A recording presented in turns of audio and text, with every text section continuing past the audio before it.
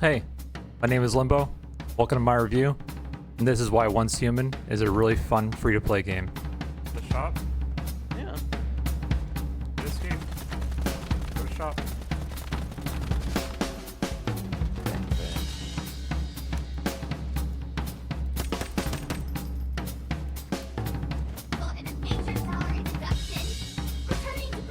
They actually do boss fights like pretty well in this game. With their own short, their own cutscene. Yeah.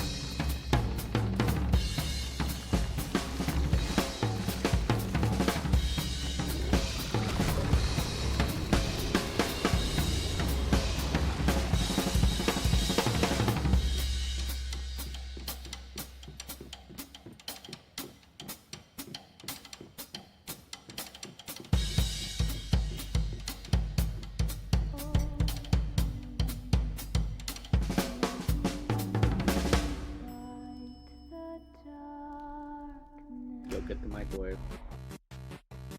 So, Once Human launched July 9th, and I finally got around to playing it. This is my opinion on the game so far with about 40 hours into it while playing with my friends. I'm not going to be shitting on the game. I think the game is actually really good, but it definitely has its problems just like every game does. Once Human does a lot right, but also a couple of things wrong, or at least they feel like they can be reshaped and balanced.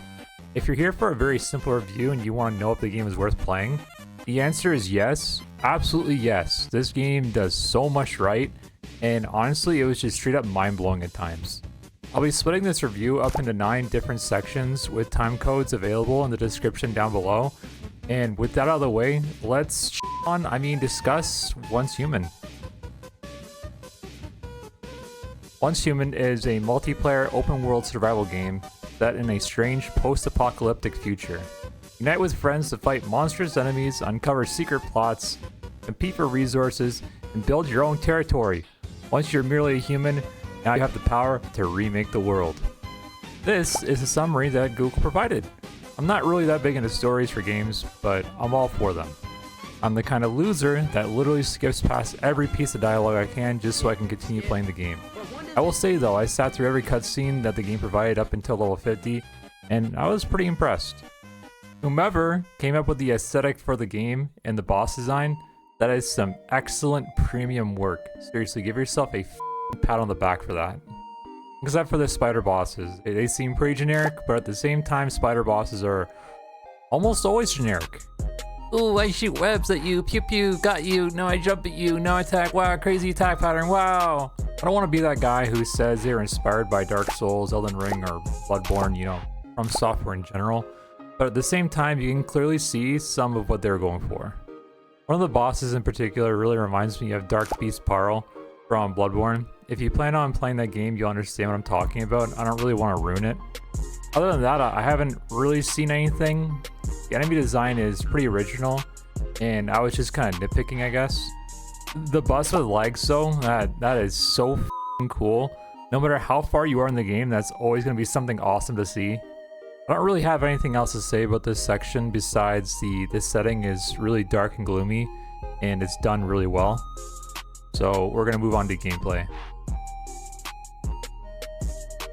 If you've played any kind of open world survival games before, you'll more than likely feel really at home with this one. Specifically Power World, Rust, and New World. You kill, collect, craft, farm, and build. Kill, collect, craft, farm, and build. And that's pretty much the loop. I'm not saying it's bad, so don't come at me sideways thinking it was a dig at the game, because it really isn't. The gameplay loop is solid, and it left me wanting more. There was never really a time where I'd groan at the sight of not having material and needing to farm it, like literally rolling my eyes. It doesn't really feel like you're farming it. It feels like you're taking a break from exploring in general, and it was just very natural and refined. And I was very shocked to see how well it played. All the animations are smooth and incredibly immersive. If I was to rate the gameplay on its own, I'd give it a solid 9 out of 10. It's very polished. I never really felt cheated when it came to gameplay. If you make a mistake, it's because you made a mistake, not because it's the game's fault. So that's a positive. Though the one thing that irked me were the boars. Just let me farm my iron in peace. Last thing I'm going to touch on is the melee combat in this game. It is incredibly satisfying to hit people with a melee weapon in this game. I don't know, man. It feels really good. Exploration and base building are also really interesting in this game. You can definitely tell that the developers really took their time in fine-tuning and making sure it was fun. This is where the Power World reference kind of comes in. If you played Power World, you'll know what I'm talking about. The kind of whimsical, you never know where you're gonna find with every new island kind of gameplay. Just like gliding around, seeing what you can find in the wilderness. It's really, really fun. And I'm gonna be saying fun a lot because it's kind of like the main point that I want to drive home. The fact that the game is fun, and that's kind of the point of games, is to have fun. But if you don't want to glide around, you could always just use another mode of transportation. You can unlock a motorbike and a Jeep as well. You get from point A to point B, which is pretty cool. And I didn't expect them to actually have vehicles in this game, to be honest. I thought they would, thought they'd give you a horse or something.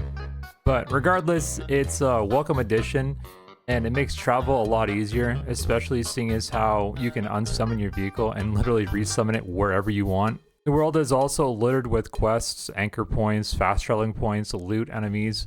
What I'm getting at is you won't have any problem finding something to do.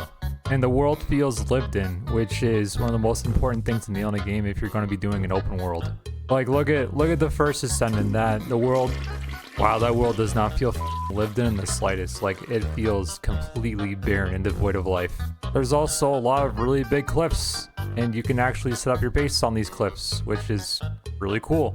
The base building is nothing to scoff at either. For a free-to-play game, it's very in-depth. For reference, me and my friend Stinky started the game, found a teleportation tower to get to the same world, and then built on a massive rock that was near a shore, which in turn flourished into a neighborhood when the rest of my friends decided to hop on the game. And then during phase 2, we just picked up our house and moved to a completely different location. Easy peasy, no hassle, no problem, just pick up and move. I mean, how often do you see that? I can literally name 2 games that do it properly. Power World and Rust, and that's it. To see a game that has that kind of base building on top of all the other things it does right, it's just something you don't see very often at all. And that's not even really scratching the surface or touching on hives and warbands. Hives are basically your clan that you can build together and edit each other's structures. It's quite comprehensive, but I don't want to get too deep into that. I'm sure there's tons of videos already talking about it on YouTube. So, please subscribe. Alright, so this is from what I've gathered so far from playing the game, and I'm sure I'm going to say something wrong, and if I do, don't hesitate to point it out in the comments. Here works a little bit differently in Once Human, but also the same as most looter shooters. You've got your greens, your blues, your purples, and your gold rarity, but the drops don't happen as often as other games. Instead of finding a new weapon every single boss, it's more likely every other boss, or you can craft them in your workbench. The same can kind of be said about the armor that you pick up as well. Just be aware though, if you find armor or a weapon from a boss or from a weapon/equipment box, you can't repair it unless you have the blueprint for it. I learned this the hard way and I burned out one of my favorite weapons without realizing it, and I couldn't even repair it afterwards. Kind of like the weapons in Breath of the Wild. Just like kind of think of it like that. You can also modify your weapons with attachments that can be found in missions and equipment boxes. They can also be purchased through a vendor in the safe zone if you're not finding what you want. When you craft your weapons, you can craft them from tier 1 to tier 5 depending on what level you are. You can also calibrate whatever weapon you want starting from level 1 and finishing at level 10. That basically levels up your attack damage. Not only that, but they can also be modded as well. Oh, and every piece of armor too. They can literally all have separate mods, kind of like Destiny. What I'm saying is that the upgrade system is nuts in this game. The only thing that I'm super iffy about is definitely the repairing on random weapons. I wish that they would just allow you to repair weapons that you don't have blueprints for. The crafting in this game is very similar to Rust. You've got a tech tree that's called Mimetics. Instead of using scrap to unlock items, you're using ciphers and energy links instead. Ciphers they're kind of hard to obtain. You mostly get them from leveling up, but you can also get them from doing other things as well. And energy links can be pretty much found everywhere. From like, you basically get them from killing and exploring and looting, basically just playing the game in general.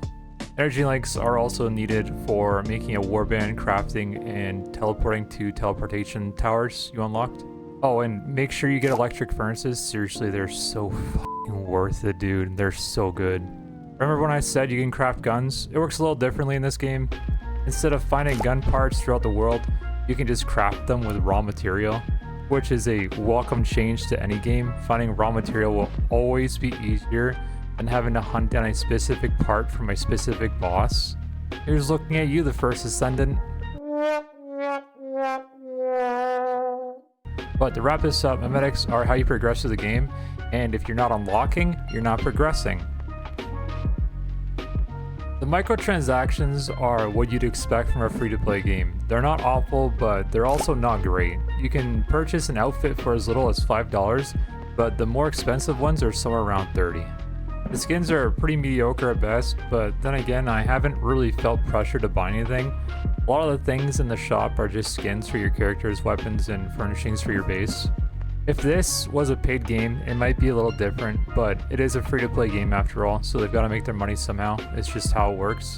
The Battle Pass is serviceable. It's nowhere near as bad as the First Ascendant or Apex Legends. You get some pretty cool weapon skins and even a player skin. I know, wild. Like a player skin, who would have thought?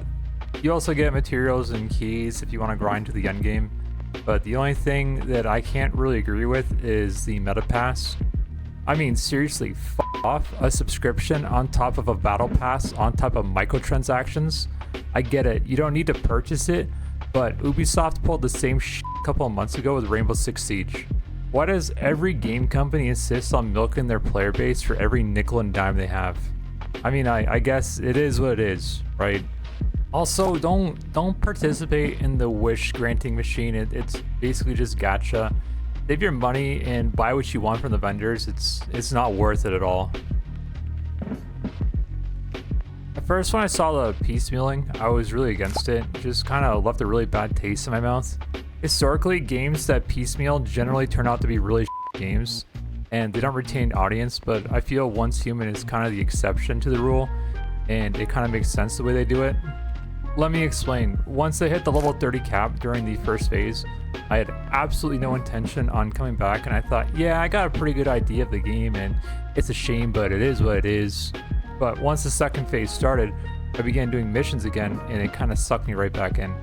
It's really hard to put my finger on exactly what it was that drew me back in, but I can kind of appreciate how they did the phases in this game now. You can kind of just play the content, hit a certain level, and completely forget about the game until the next phase starts. Let me give you an example of a game that doesn't do that at all. Once you stop playing Escape from Tarkov for a couple days or weeks, you feel like you've been kind of left behind, like all your friends have blown past you and you're left doing tasks on your own to progress. But Once Human doesn't really feel like that at all. Catching up doesn't take much time, and it's extremely casual friendly. It's one of those games that you don't really need to pour all your time into. Like when a wipe just happens for Rust and you're sitting there grinding for 8 hours a day just to stay relevant, and you still can't because the local Chinese Zurich has set up right next to you and they're knocking on your front door with fucking rockets already. It's kind of a strange system, but it seems to work for Once Human. And that's all that matters. Wipes, on the other hand, though, I don't really know exactly how to feel about them right now. All I know is that 6 weeks is a little too soon. And I know it's not final, and the developers of the game have been going around to Twitch chats and commenting on videos and getting feedback from content creators, which is really great to hear from a company, and that they're actually listening to their community about things. So we'll have to see where that goes in the future. I don't hate the idea of wipes, and it definitely makes sense in a lot of cases. I just hope that they make the wipes a little bit longer. Maybe like 2 to 3 months, that'd be pretty cool. So what are my final thoughts on the game?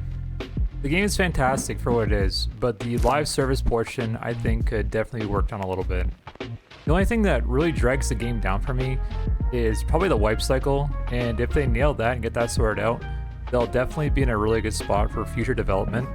So I'm going to give Once Human a staggering 8 out of 10 for me.